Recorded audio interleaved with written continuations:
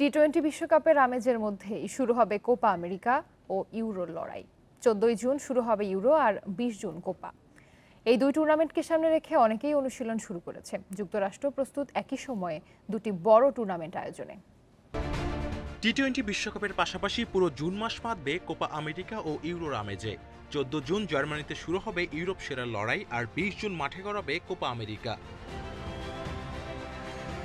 Club ফুটবলের বিরতিতে এবার জাতীয় দলের দায়িত্বে ফুটবলাররা।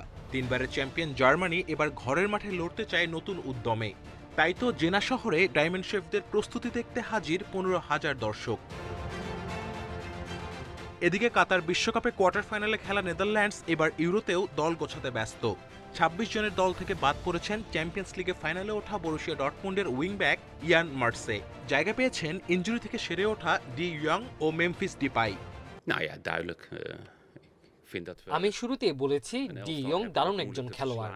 যখন শুনেছি সে ফিট আছে তখনই তাকে দলে রেখেছি। আর মেমফিস পুরোপুরি ফিট আছে, ম্যাচ ফিটনেস নিয়ে কোনো শঙ্কা নেই। দুইবারের চ্যাম্পিয়ন ফ্রান্সের চিন্তার কারণ বিশ্বকাপ জয়ী তারকা কিলিয়ান এমবাপে।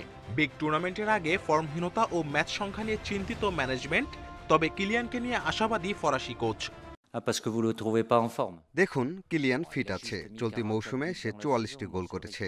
তবে এটাও সত্য, সে আরও ভালো খেলার যোগ্যতা রাখে।